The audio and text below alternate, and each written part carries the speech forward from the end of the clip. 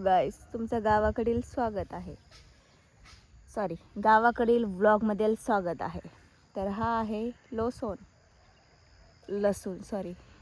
ही आमची म्हैस आणि हा आहे आंब्याचा मोहोर, जे काहीच दिवसामध्ये ह्याला असे खट्टे मिठे गोड गोड गोड एकदम असे रसाळ आंबे येतील.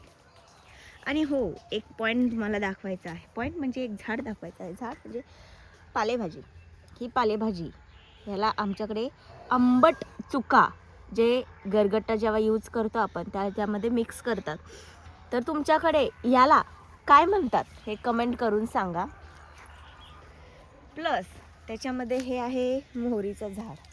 ओके, आमच्याकडे सांगते मागच्या 1-2 महिन्यामध्ये मेथी होती. तर ती मेथी केवढी आली तुम्हाला दाखवते. मेथीला आता ते म्हणतात ना, काय म्हणतात त्याला, बिया यायला लागले. थँक्यू. आणि ही आहे, ह्याला तर तुम्ही ओळखताच, ही जी माझ्या वडिलांनी भाजी केली होती, ही जी चिलेची भाजी. ओके, इकडं असा खूप सारा चुका आहे, खूप सारा तुम्ही बघू शकता इकडे. आणि हे काय म्हणतात त्याला,